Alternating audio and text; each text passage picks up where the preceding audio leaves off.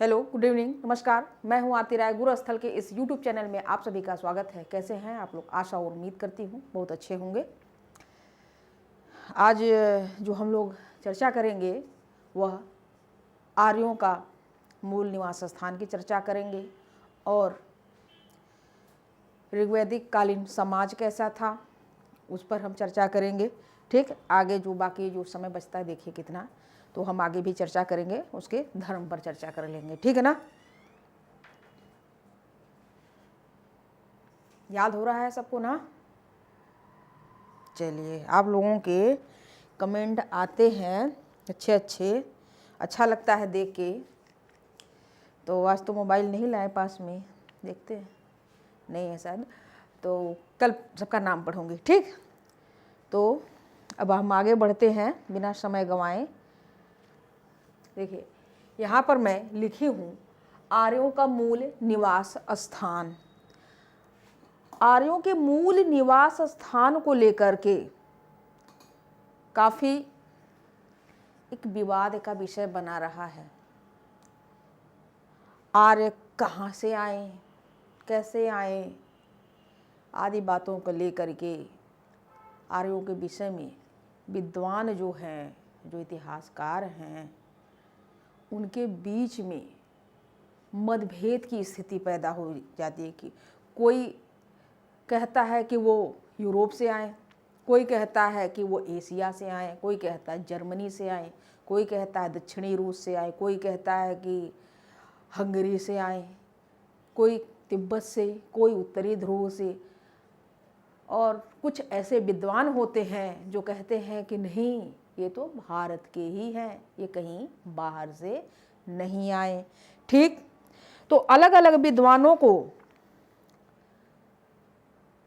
अलग अलग विद्वान अपने अलग अलग साक्ष्य प्रस्तुत किए हैं इस आर्यों के मूल निवास स्थान को लेकर के। ठीक, तो जरा अब देखिए, मैं यहाँ पर कुछ लिखी हूँ आप लोगों को समझाने के लिए। ये अगर छोटा होगा, नहीं दिख रहा है ना, तो कोई बात नहीं, मैं इसे बोलूँगी, आप लोग लिखिएगा। ठीक, या लिखवा दूँगी, ठीक है ना? तो इस चीज़ के लिए आप चिंता मत करिए। देखिए, समझ विकसित करना बहुत आवश्यक होता है।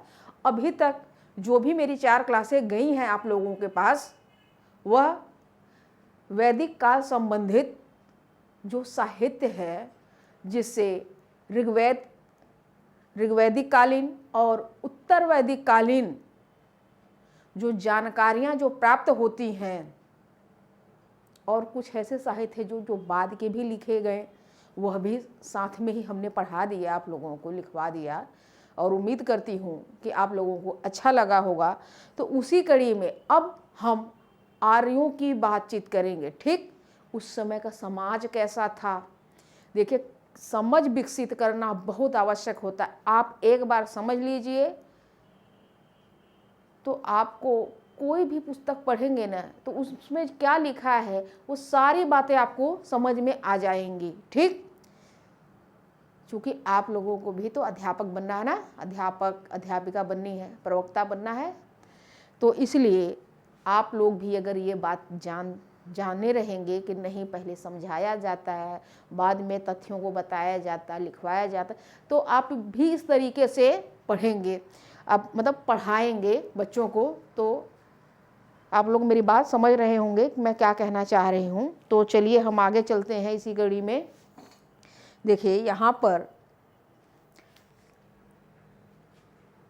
आर्य वैसे देखा जाए तो भारत में एक बार में नहीं आए थे। ठीक, भारत में वह अलग अलग समय काल में अलग अलग शाखाओं में आए थे। ठीक, आर्य कोई जाति नहीं है,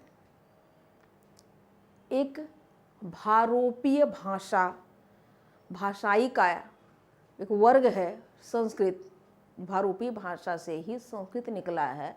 ये संस्कृत बोलने वाले लोग थे। ठीक, अब हम यहाँ से समझाने का प्रयास कर रहे हैं। देखिए, यहाँ पर हम लिखे हैं आर्यों का मूल निवास स्थान। ठीक है ना? आर्य मूल रूप से कहाँ के रहने वाले थे, इस बात को लेकर विद्वानों में क्या है, मतभेद है। फलस्वरूप इनके कई मत देखने को मिलते हैं, इनको कई मत देखने को मिलते हैं। ठीक, तो जो भी मत जिन लोगों ने कहा है जो महत्वपूर्ण है आपके परीक्षा के लिए, उन्हीं की चर्चा यहाँ पर मैं करूँगी। बहुत सारे हैं, बहुत मतलब अनगिनत लोग हैं, वो सब पूछे नहीं जाएंगे और आपको जानने की भी ज़रूरत नहीं है। मतलब क्या हो जाएगा कि आप पता चले कि आप सिर्फ इतिहासकार बनने के चक्कर में हो जाएंगे, क्योंकि परीक्षा आपको पास करनी है ना, पास कर लीजिएगा, बाद में इतिहासकार बनते रहिएगा, है ना। तो देखिए ये जो यूरोप है, यूरोप, इसे हटाते हैं भाई। कुछ लोग, कुछ मत ऐसे हैं, देखिए यहाँ पर Europe, Asia, Bharat, Tibet, Arctic क्षेत्र या उत्तरी ध्रुव, यहाँ से इधर से बात करते हैं। यहाँ पर देखिए जो मूल निवास स्थान को लेकर के कुछ भागों में हमने बांटा है समझाने के लिए। Europe, Asia, Bharat, Tibet, Arctic क्षेत्र या उत्तरी ध्रुव। ठीक, तो यूरोप के लिए जिन लोगों ने बताया है वो कौन कौन हैं कि आर्य मूल निवासी कहाँ के थे, यूरोप के थे। तो यूरोप को बताने वाले वो कौन थे, विलियम जोन्स, ठीक, Giles, Gordon Childe, Nehring, Penka Hirt. ये William Jones, Giles, Gordon Childe, Nehring, Penka Hirt, ये लोगों ने बताया कि आर्य यूरोप के थे मूल निवासी। ठीक, अब आते हैं एशिया। जो एशिया के जो विद्वान थे उन लोगों ने क्या कहा कि आर्य एशिया से, एशिया के विद्वान नहीं, एशिया वाले जो मत के विद्वान थे उन्होंने, वो कौन कौन थे, एक है मैक्स मूलर, एक है जे.जी. रोड्स, मेयर, प्रिक। ठीक, मैक्स मूलर तो भारत के भी आए नहीं, अपना बैठे बैठे अपनी बातें बताए हुए थे। अब अभी हम भारत के बाद में चर्चा करते हैं, तिब्बत पे आते हैं। तिब्बत दयानंद सरस्वती ने, और दयानंद सरस्वती तथा पारजीटर ने कहा कि आर्यों का मूल निवास स्थान कहाँ है, तिब्बत है। ठीक, आर्कटिक क्षेत्र और उत्तरी ध्रुव, आर्कटिक क्षेत्र और उत्तरी ध्रुव के लिए बाल गंगाधर तिलक ने कहा कि आर्य मूलतः आर्कटिक क्षेत्र या उत्तरी ध्रुव से आए हैं। इन्होंने अपनी एक पुस्तक लिखी है, आर्कटिक होम्स ऑफ आर्यंस, और एक पुस्तक इनकी बहुत अच्छी है, गीता रहस्य। यह भी और भी पुस्तकें, जब पुस्तकें हम आधुनिक काल पढ़ेंगे ना तो सबकी अलग अलग पुस्तकों के नाम बताएंगे। ठीक, तो सब ने अब यहाँ पर अपना कुछ और भी बातें इन्होंने बताया कि वहाँ पर 6 महीने रात 6 महीने दिन होता है, और इस तरीके के कुछ बातें ऋग्वेद में कोई शब्द आया हुआ है उससे संबंधित जोड़ करके ये बताते हैं। ठीक, अब हम बात करते हैं भारत की। भारत का जो समर्थन करता है कि आर्य विदेशी नहीं, वह भारत के ही रहने वाले थे, वो कौन कौन से हैं, अविनाश चंद, संपूर्णानंद, गंगानाथ झा, डी.ए. खल्लर। ठीक, अब इन्होंने अपना तर्क क्या दिया। अब देखिए इनके तर्कों के बारे में कुछ नहीं पूछा जाएगा, चूंकि ये भारत के हैं इसलिए बता रहे हो। भारत में आप लोगों को पता है कि यहाँ पर पाषाण काल, तो हमने देखा कि भारत में पाषाण काल भी तो थे। ठीक, तो उस समय का मानव धीरे धीरे विकास किया। उसके बाद आपने देखा ताम्र संस्कृतियाँ भी आई, वो भी भारत में थी। फिर सिंधु सभ्यता आए, हड़प्पा सभ्यता भाई। तो इनका ये कहना है कि वो लोग कहाँ चले गए, ठीक। वो जो यहाँ के देसी लोग थे वही धीरे धीरे विकास करते हुए अपने आप में जब पतन हो गया तो बाकी लोग विकास करते करते यहीं ये जो इस स्थिति पर पहुँचे थे, यह आर्य इसी भारत के हैं। क्यों? क्योंकि इन्होंने सप्त सैंधव क्षेत्र की बात की। यहाँ पर जो देसी लोग थे वहीं आगे बढ़कर ये आर्य हैं, ऐसा तर्क। लेकिन इस तर्क को माना नहीं गया है, पर फिर भी ये लोग ऐसा तर्क है। तो सबसे महत्वपूर्ण तर्क जो जिसे सही माना गया है वो है यूरोप वाला, ठीक, कि आर्य वास्तव में यूरोप से ही आए थे। और ये यूरोप से एक बार में नहीं आए थे, कई बार में प्रवासी के रूप में आए और कई शाखाओं में आए। और यह भारोपीय वर्ग की एक भाषा बोलते थे, संस्कृत भाषा, और ये सामूहिक रूप से संस्कृत भाषा बोलते थे, ठीक। अब आते हैं हम, अब यूरोप से जब ये चले, यूरोप से अब देखिए कुछ चीज़ें हम यहाँ जो लिखे हैं ना उसको मैं समझाती हूँ, परेशान नहीं होइएगा आप लोग, लिखिए, मैं लिखवाऊंगी, ठीक ना। देखिए, यूरोप से ईरान अफगानिस्तान के रास्ते आर्य सप्त सैंधव क्षेत्र में प्रवेश किए। कैसे? प्रवासी के रूप में।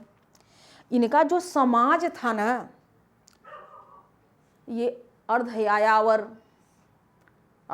का मतलब घुमक्कड़ी टाइप का, और ये चरवाहा टाइप के लोग थे। ये जो चरवाहा टाइप के लोग थे और घुमक्कड़ी टाइप के लोग थे, अपने गाय को चारा गाह ढूंढते ढूंढते वो धीरे धीरे पश्चिमोत्तर क्षेत्र में, यूरोप से पश्चिमोत्तर क्षेत्र में आगे बढ़ते रहे। अपने गाय को चराते चराते वो भारत आ गए। कहाँ? सप्त सैंधव क्षेत्र में आए। कहाँ से? यूरोप से ईरान से अफगानिस्तान के रास्ते वह सप्त सैंधव क्षेत्र में आए। सप्त सैंधव क्षेत्र कहाँ है?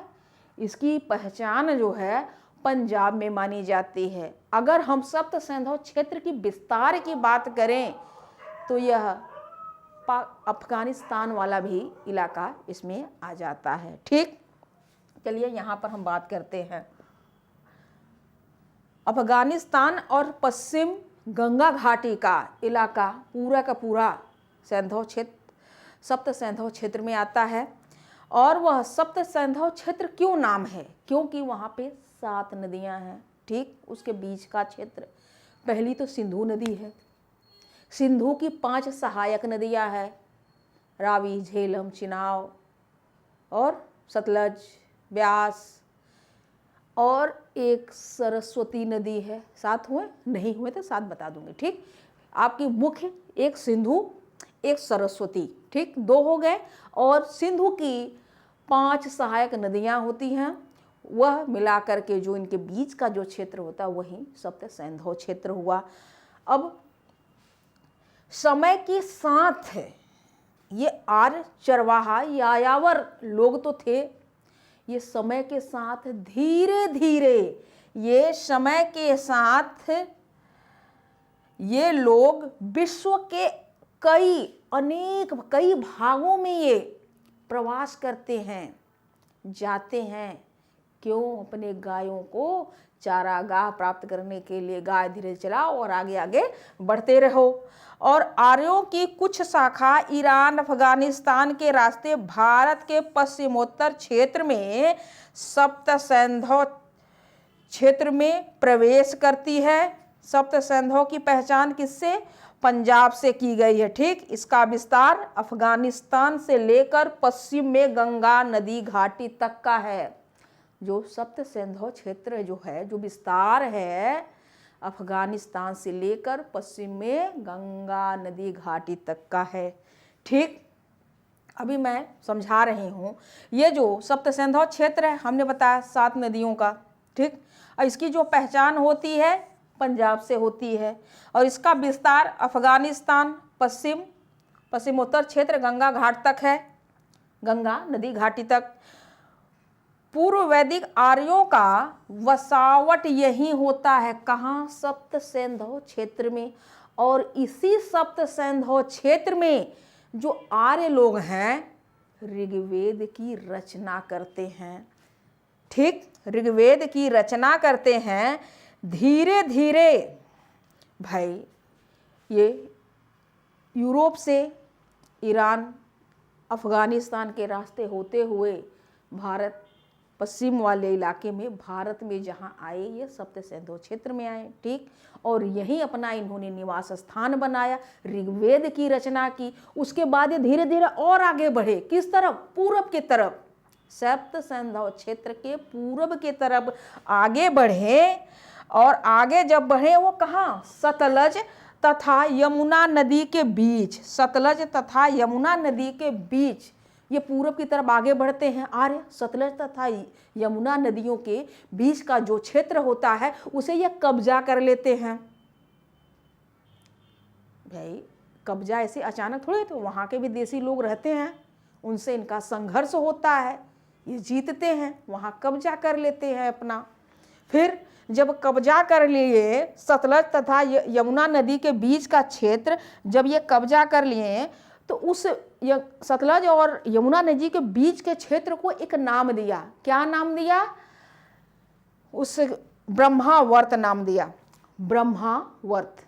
सतलज यमुना नदी का जो बीच का क्षेत्र इन्होंने कब्जा किया आर्यों ने, उसका नाम क्या रखा? ब्रह्मावर्त रखा। ठीक, उसके बाद और आगे बढ़े ये, और आगे बढ़े।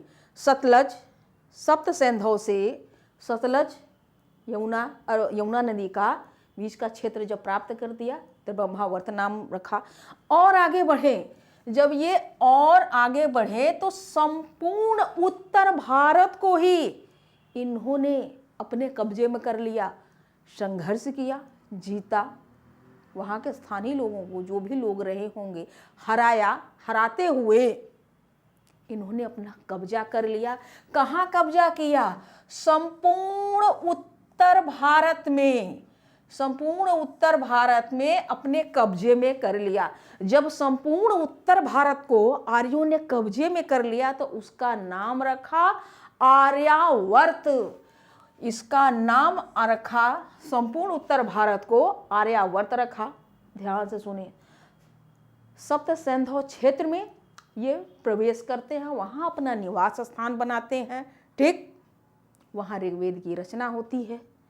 उसके आगे पूर्व की तरफ बढ़ते हैं तो सतलज यमुना नदियों के बीच के क्षेत्र को कब्जा करते हैं, उसका नाम ब्रह्मावर्त रखते हैं। और उसके बाद और आगे बढ़ते हैं तो पूरा का पूरा उत्तर भारत पर कब्जा कर लेते हैं, तो उसका नाम क्या रखते हैं? आर्यावर्त नाम रखते हैं।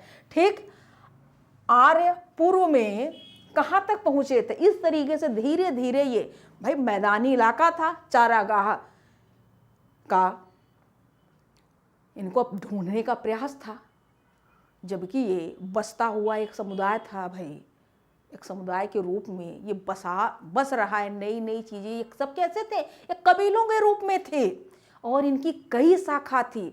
जब ये उत्तर भारत में कर लिए थे और आगे बढ़े, कहाँ बढ़े? ये और उधर पूरब के तरफ गए और बिहार के पश्चिम में एक गंडकी नदी है, गंडक नदी। गंडक नदी का नाम है सदानीरा। उस सदानीरा नदी के तट तक ही ये पहुंच पाए। कब तक? भाई ऋग्वैदिक काल से ये चले, धीरे धीरे सब कब्जा करते रहे। फिर उत्तर वैदिक काल भी आ गया धीरे धीरे समय के साथ। तो जब उत्तर वैदिक काल तक ये गंडकी नदी तक ही पहुंच पाए थे, ये आर्य पूर्व में गंडक नदी तक पहुंच पाए थे। उत्तर वैदिक काल के अंत तक आर्यों की सीमा गंडक नदी रही। ठीक, ऋग्वैदिक काल से यूरोप से निकलते हैं, ईरान से अफगानिस्तान रास्ते से होते हुए कहाँ आए? भारत, सप्त सिंधु क्षेत्र में। सप्त सिंधु क्षेत्र में रचना वचना भाई हुई। उसके बाद सतलज यमुना को कब्जा किया, ब्रह्मावर्त नाम रख दिया। पूरे उत्तर भारत को कब्जा किया, आर्यावर्त नाम रख दिया। फिर समय के साथ धीरे धीरे बढ़ रहा है ना, तो ऋग्वैदिक काल खत्म हो गया, फिर उत्तर वैदिक काल आता है। फिर उत्तर वैदिक काल के अंत तक ये कहाँ पहुँच पाए थे? पूर्व की तरफ, ये बिहार में पहुँच पाए थे। बिहार की जो पश्चिमी सीमा है वहाँ पर सदानीरा नदी अर्थात गंडकी नदी है, वहीं तक ये पहुँच पाए थे। ठीक, अब हम यहाँ पर थोड़ा सा बनाए हैं आप लोगों को समझाने के लिए, समझिए। ये देखिए, यहाँ यूरोप है, यूरोप से ये निकले, ये यूरोप से निकलते हैं, कहाँ पहुँचे? ईरान। अब ईरान से अफगानिस्तान के रास्ते कहाँ आ गए? ये सप्त सिंधु में आ गए। ठीक, अब सप्त सिंधु कहाँ है भाई? इसकी पहचान पंजाब से है ना, पंजाब। अब सप्त सिंधु से पूर्व में आगे बढ़े। ठीक, सप्त सिंधु से पूर्व में आगे बढ़े, कहाँ? सतलज नदी वाला क्षेत्र इन्होंने जीत लिया। अब यमुना नदी वाला क्षेत्र भी जीत लिया इन्होंने। तो जब ये सतलज और यमुना नदी का जब क्षेत्र जीत लिया तो इसका क्या नाम रख दिया? इसका नाम रखा ब्रह्मावर्त नाम रख दिया इस क्षेत्र का। अब और आगे बढ़ते हैं ये आगे, उसके बाद ये पूरा उत्तर भारत ही कब्जे में कर लेते हैं, पूरा उत्तर भारत पर कब्जा। अब क्या नाम रखा इन्होंने? आर्यावर्त नाम रख दिया। ठीक, अब ये उत्तर वैदिक काल आ चुका था, उसका अंत हो रहा था। अंत होते होते ये पश्चिमी बिहार, ये हमने बिहार बनाया भाई, बिहार, ये पश्चिमी बिहार के तट तक, पश्चिमी बिहार के गंडकी नदी के तट तक ये पहुंच गए थे यहाँ पर। और यही गंडकी नदी ही आर्यों की सीमा रेखा है। उत्तर वैदिक काल के अंत तक ये गंडकी नदी तक ही पहुंच पाए थे, आगे ये नहीं पहुंच पाए, आगे उसके आगे ये नहीं पहुंच पाए। और जब नहीं पहुंच पाए तो वहाँ के स्थानीय जो लोग थे उनसे ये बड़े चिढ़े थे, हालांकि वो इनसे अछूता रह गया। ठीक, ये भाई जीत तो नहीं पाए, गंडकी नदी तक ही गए। उसके बाद क्या होता है कि जो यहाँ के अंग, बिहार में एक राज्य है अंग, एक राज्य है मगध। इस अंग और मगध की अथर्ववेद में भी चर्चा है। ठीक, तो जो अंग और इधर बिहार में गंडकी नदी के आगे तो पहुंच पाए नहीं है, तो यहाँ के जो मूल निवासी थे इनको इन्होंने चिढ़ गए, मतलब खिसियानी बिल्ली खम्मा नोचे, चिढ़ गए। एक शब्द, एक नाम दे दिया। क्या नाम दिया भाई इनको? इनको कहा कि ये ब्रात्य हैं। ब्रात्य अर्थात ये जो लोग हैं ना, निम्न कोटि के हैं, अच्छे नहीं हैं, जरूरत नहीं है इधर जाने का, ये तो जा ही नहीं पाए, नहीं जा पाए, तो इन्होंने अपना कह दिया ये ब्रात्य है, निम्न कोटि के हैं। ठीक, और भी बातें हैं आपके परीक्षा के लिए, इतना इसलिए हमने यह इस तरीके से आपको समझाने का प्रयास किया। अब जब ये यहाँ तक आते हैं और जैसे जैसे आते हैं ना, तो इनकी देखिए संघर्ष भी होती है। किससे संघर्ष होती है? यहाँ के देसी लोगों से संघर्ष होती है, जो यहाँ के मूल निवासी लोग थे। और यहाँ के जो मूल निवासी लोग होते हैं वो कैसे लोग होते थे? वह कैसे लोग होते हैं? इनकी देखिए सीमा रेखा, ठीक है ना, गंडकी नदी सीमा रेखा। और जब ये लोग आगे बढ़ते जा रहे थे तब इनका सामना यहाँ के देसी लोगों से होता है और उनसे इनका क्या होता है? युद्ध होता है, संघर्ष होता है। और ये कैसे लोग थे? देसी लोग गैरिक धूसर मृदभांड या काले एवं लाल रंग के मृदभांडों का प्रयोग करने वाले लोग थे। फिर से सुने, जब ये संघर्ष के रूप में इधर पूर्व की तरफ आगे बढ़ते हैं ना, तो इनका संघर्ष होता है। अपने प्रसार क्षेत्र बनाने के लिए, चारागाह के लिए आगे बढ़ते हैं, तो इनका संघर्ष होता है यहाँ के मूल निवासियों से। तो मुझे जो मूल निवासी हैं वो किस प्रकार के थे?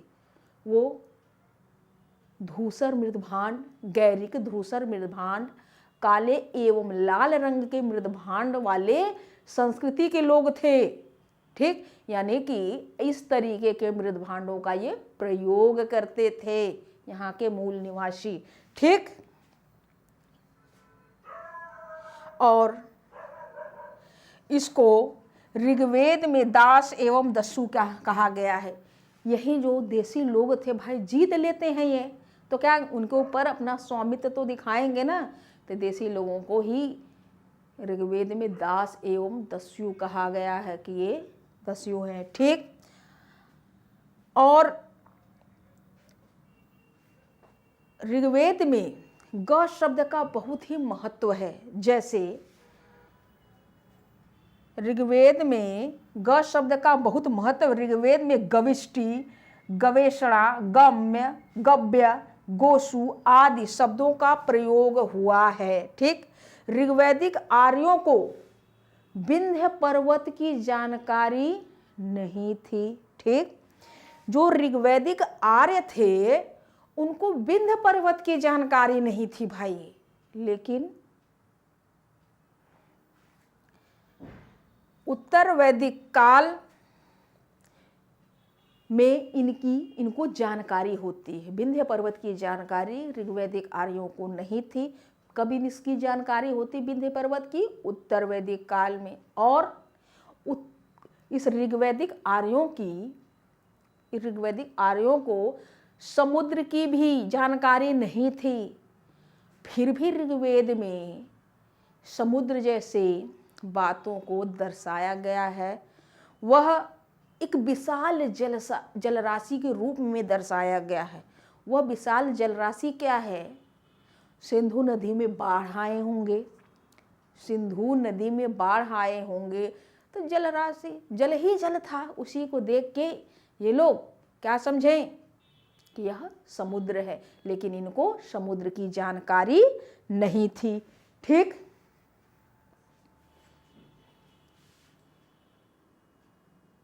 भाई इनको अभी हम बता रहे हैं कि ऋग्वैदिक आर्यों को विंध्य पर्वत की जानकारी नहीं थी। ठीक, और ना ही इनको समुद्र की जानकारी थी। और एक ऋग्वेद में विशाल जलराशि है, उसी को विशाल जलराशि का उल्लेख किया गया है, उसी को ये लोग समुद्र समझते थे, लेकिन इनको समुद्र की जानकारी नहीं थी। ठीक, फिर भी इनको, इस ऋग्वैदिक आर्यों को और क्या क्या जिनको जानकारी थी, क्या इनको हिमालय की जानकारी थी। हिमालय को हिमवंत कहा गया है, हिमालय को हिमवंत कहा गया है। और एक सुलेमान पर्वत है, उस सुलेमान पर्वत को जो पाकिस्तान में है उसको शिलावंत कहा गया है। ठीक, और एक और पर्वत है अर्जिक पर्वत, और एक और पर्वत है मुंजवन पर्वत। और उसी मुंजवन पर्वत की चोटी पे तो भाई सोमरस मिलता था, है ना। ये सब बातें ऋग्वेद में वर्णित है, उल्लिखित है। ठीक, तो आपको हमने पहले भी बताया है कि जो सोमरस का पान कौन करता था? जो 3 साल तक गृहस्थ जीवन व्यतीत कर चुका हो वही सोमरस का पान करता था। हाँ, और यह क्या भाई, यह एक वनस्पति है, उससे सोमरस निकलता है। और कुछ विद्वान ऐसे हैं जो वनस्पति है ना, उसको भांग से भी तुलना किए हैं। ठीक, तो कुछ आर्यों संबंधित प्रमुख तथ्य की हम बात करेंगे। आर्यों संबंधित प्रमुख तथ्य। ठीक, ये जो प्रमुख तथ्य हैं, आर्यों संबंधित प्रमुख तथ्यों की हम बात करेंगे। ठीक, ये सब मैं समझा रही हूँ और आप लोग ध्यान से समझिए, लिखवा दूंगी इसे, चिंता करने की बात नहीं है। ठीक, आर्य, आर्य कोई जाति नहीं है। ठीक, आर्य कोई जाति नहीं है। फिर क्या है? आर्य जो है, आर्य को आर्य का अर्थ क्या होता है वैसे? ठीक, आर्य का जो अर्थ होता है वो होता है श्रेष्ठ या विद्वान। आर्य का जो अर्थ होता है श्रेष्ठ या विद्वान। ऋग्वेद में 33 बार आर्य शब्द का प्रयोग हुआ है। ऋग्वेद में 33 बार आर्य शब्द का प्रयोग हुआ है। आर्य को श्रेष्ठ या विद्वान कहा जाता है। आर्यों की पहचान एक जाति के रूप में नहीं बल्कि एक भाषाई वर्ग के रूप में होती है। ठीक, आर्यों की जो पहचान होती है वह जाति के रूप में नहीं होती है। क्यों? क्योंकि भाई ये भारोपीय वर्ग की जो भाषा के रूप में होती है, संस्कृत बोलते थे, एक भाषाई वर्ग के रूप में होती है आर्यों की पहचान, जो सामूहिक भारोपी वर्ग की एक भाषा, जो लोग थे, जो अलग अलग संख्या में आए थे, अलग अलग कबीलों के रूप में आए थे, ये सामूहिक रूप से संस्कृत ही बोलते थे। ठीक, सामूहिक भारोपी वर्ग की एक भाषा संस्कृत का ये प्रयोग करते थे। ये जितने लोग थे एक साथ नहीं आए, ठीक, और ना ही एक परिवार से थे। ये अलग अलग शाखाओं में अलग अलग समय पर आए थे। कौन? आर्य लोग। किधर से? यूरोप से। यूरोप ही इनका सही मूल निवास स्थान है। और पहचान की हम बात करें, आर्यों की पहचान की बात करें तो भारत में आर्यों की पहचान की सबकी एक, अभी जो हमने जब सिंधु घाटी जब हम पढ़ा रहे थे तो वहाँ पर मैंने कुछ प्रजातियों को बताया था ना, कि सिंधु घाटी में 4 प्रकार की प्रजाति के लोग पाए गए। उसी तरीके से जो आर्यों की पहचान होती है भारत में, वो कौन सी प्रजाति की थी? ये आर्य जो है नॉर्डिक प्रजाति के रूप में, आर्यों की पहचान नॉर्डिक प्रजाति के रूप में होती है कि आर्य नॉर्डिक प्रजाति के थे। मंगोलायन नहीं थे, प्रोटो ऑस्ट्रेलाइड नहीं थे, और कौन थे भाई? हमने सिंधु घाटी में पढ़ाया था ना आप लोगों को। हाँ, चलिए याद होगा। ठीक, आर्य भारत में एक बार में नहीं आए थे बल्कि कई बार में अलग अलग शाखाओं में आए थे। यह बात हम कई बार दोहरा चुके हैं। ठीक, तो इसको पहले हम लिख लेते हैं, ठीक है ना, तो उसके बाद हमारी चर्चा होगी। तो अब इसके बाद हम समाज को पढ़ाएंगे, ऋग्वैदिक समाज। तो पहले आप लोग लिख लीजिए, मैं बोल रही हूँ, जल्दी हो जाएगा, आप लोग लिख लीजिए। ठीक,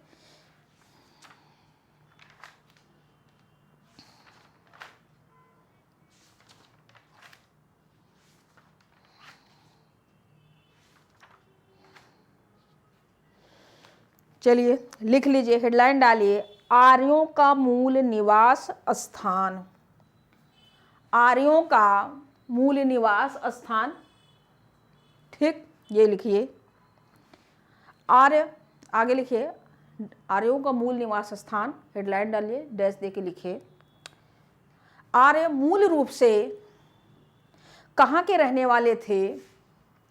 आर्य मूल रूप से कहाँ के रहने वाले थे? इस बात को लेकर विद्वानों के बीच एक मत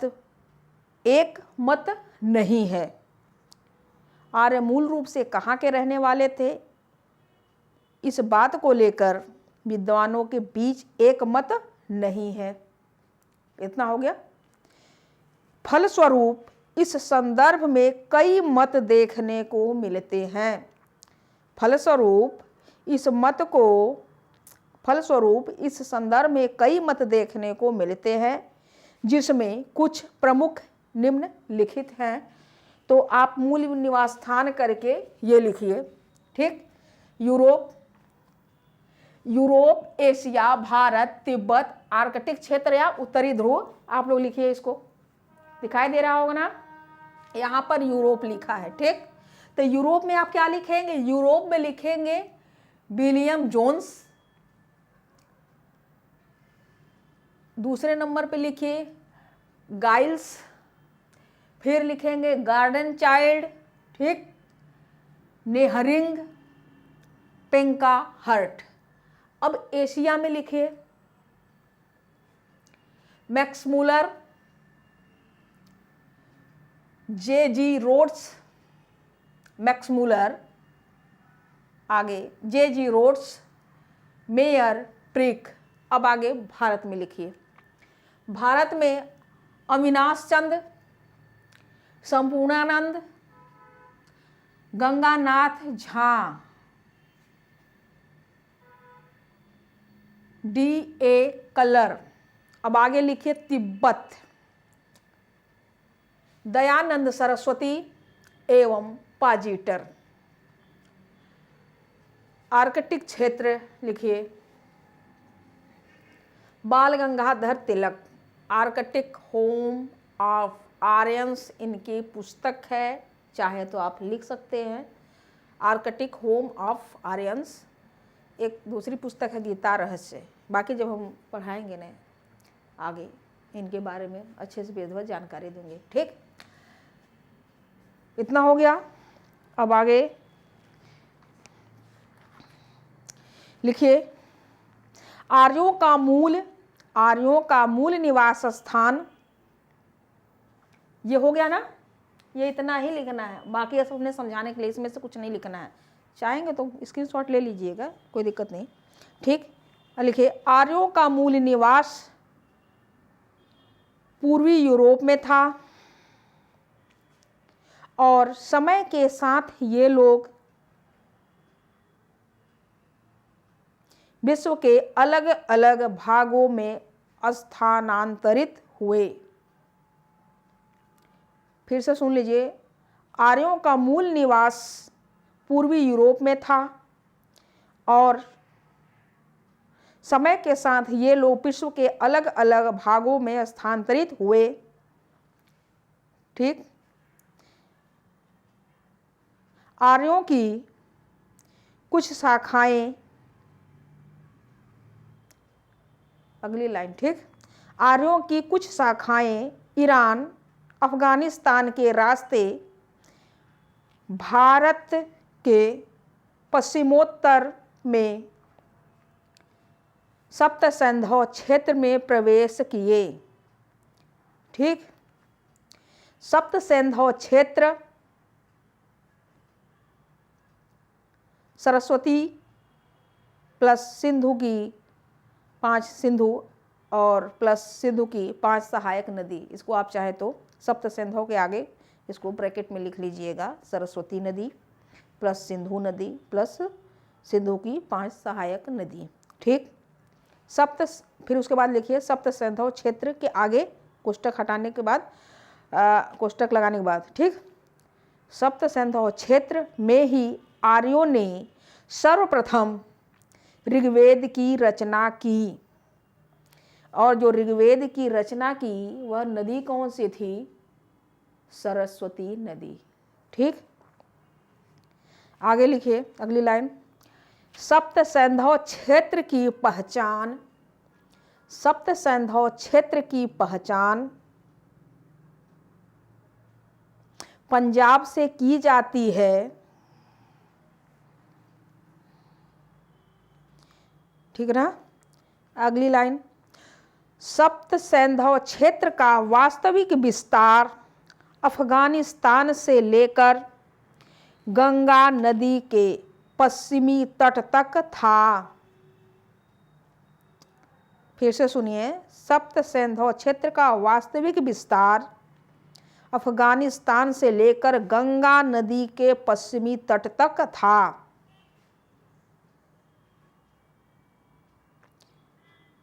जहां पूर्व वैदिक कालीन आर्यों का बसावट देखने को मिलता है।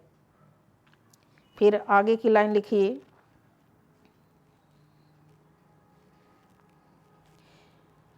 धीरे धीरे आर्य पूर्व की ओर बढ़ते जा रहे थे। इसी क्रम में उन्होंने सतलज तथा यमुना नदी के बीच के क्षेत्र को ब्रह्मावर्त नाम दिया। फिर से सुन लीजिए। धीरे धीरे आर्य पूर्व की ओर बढ़ते जा रहे थे। इसी क्रम में उन्होंने सतलज तथा यमुना नदी के बीच के क्षेत्र को ब्रह्मावर्त नाम दिया।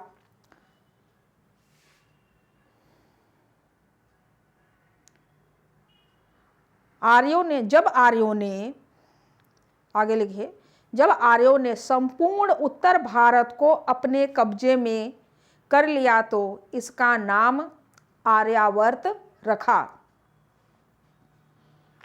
फिर आगे लिखिए। उत्तर वैदिक काल का अंत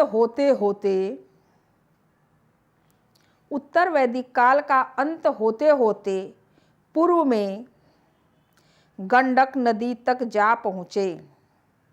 ठीक इस प्रकार उत्तर वैदिक काल के अंत तक आर्यों की पूर्वी सीमा गंडक नदी थी।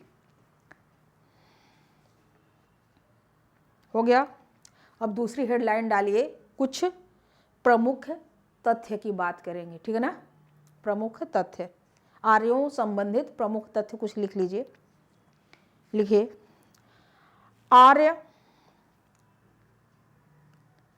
चलिए लिखिए, 1 नंबर डाल लीजिए इसको। आर्य शब्द का, यहाँ जो हमने लिखे ना आर्य संबंधित कुछ प्रमुख तथ्य। आर्य शब्द का अर्थ श्रेष्ठ विद्वान होता है।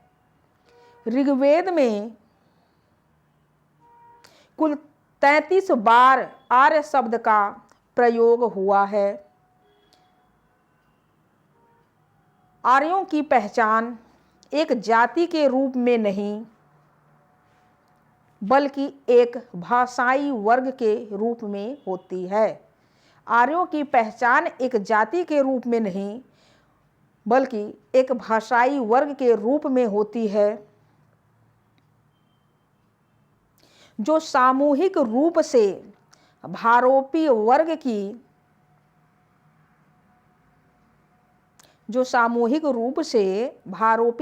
की एक भाषा संस्कृत का प्रयोग करते थे।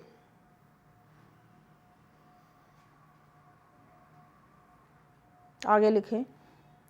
भारत में आर्यों की पहचान, अगली लाइन है, भारत में आर्यों की पहचान नॉर्डिक प्रजाति के रूप में होती है। भारत में आर्य एक बार में ही नहीं आए बल्कि भारत में आर्य एक बार में नहीं आए बल्कि अलग अलग शाखाओं में अलग अलग समय काल में आए, अलग अलग समय पर आए। ठीक, शाखाओं में आए। अब अगली लाइन लिखिए। हो रहा है। ऋग्वेद में हिमवंत को हिमालय, शिलावंत क्या है? सुलेमान, अर्जिक, मुंजवंत से क्या हुआ? सोमरस वाली वनस्पति थी। ठीक, आदि पर्वतों का उल्लेख मिलता है और ये कहाँ? ऋग्वेद में मिलता है। ठीक ना।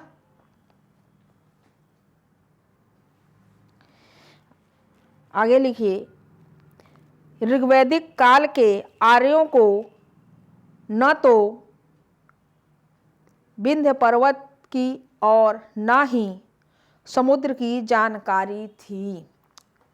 ठीक, और उसी में एक जगह लिख लीजिए ब्रैकेट में कि जो समुद्र की जानकारी है ये कब हुई इनको? उत्तर वैदिक काल। सिर्फ उत्तर वैदिक काल लिख लीजिए। उत्तर वैदिक काल में समुद्र की जानकारी हो चुकी थी। ठीक, और विंध्य पर्वत की भी हो चुकी थी। ये लोग सिंधु की विशाल जलराशि को ही समुद्र समझते थे। आगे लिख लीजिए। ऋग्वैदिक, बोले ना, ऋग्वैदिक काल के समाज में युद्ध आक्रमण का बोलबाला था। ऋग्वैदिक काल के समाज में युद्ध आक्रमण का बोलबाला था। भाई ये प्रवासी के रूप में तो आए, आक्रांता के रूप में, तो यहाँ के स्थानीय लोग से युद्ध तो था ना, संघर्ष हो रहा था, तो संघर्ष का ही तो बोलबाला रहेगा, और क्या होगा। और किससे संघर्ष हो रहा था? यहाँ के देसी लोगों से, जो गैरिक, धूसर, मृदबाण, काले एवं लाल रंग वाले प्रयोग करते थे। ठीक, लिखिए, ऋग्वैदिक काल के समाज में युद्ध आक्रमण का बोलबाला था। इस काल में आर्यों का संघर्ष गैरिक, धूसर, मृदभांड तथा काले एवं लाल रंग मृदभांड संस्कृति वाले देसी लोगों से हुआ। ठीक, फिर से सुन लीजिए। इस काल में आर्यों का संघर्ष गैरिक, धूसर, मृदभांड तथा काले एवं लाल रंग मृदभांड संस्कृति वाले देसी लोगों से हुआ, जिन्हें ऋग्वेद में दास या दस्यु कहा गया है। आगे लिखिए, ऋग्वेद में गविष्टि, गवेषणा, ऋग्वेद में गविष्टि, गवेषणा, ऋग्वेद में गविष्टि, ऋग्वेद में गविष्टि, गवेषणा, गवेषणा, ठीक, चल नहीं रहा। ऋग्वेद में गविष्टि, गवेषणा, गव्य, गम्य,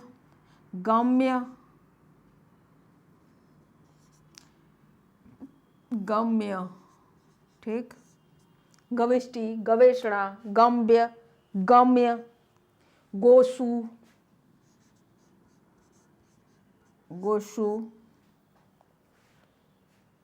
आदि शब्दों का प्रयोग युद्ध के लिए हुआ है।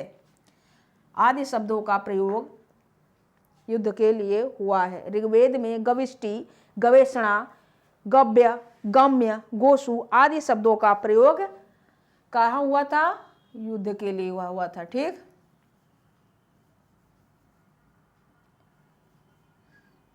चल अब आगे एक तरफ आप लोग क्या लिखेंगे? एक अगली लाइन लिखिए, रहने दे इसमें। चलिए, अच्छा, अब हम पहले समाज लिखवा लेंगे, उसके बाद ही यहाँ लिखवाते हैं। नहीं, लिख लेते हैं ना। लिखिए, ऋग्वेद के, नहीं ये धार्मिक चीज़ है, चलो धर्म लिखवा देते हैं। ठीक, तो आप लोग पढ़ते रहिए, खुश रहिए। अब हमारी जो समाज की बातें हैं वह दूसरी वीडियो में है, ठीक है ना।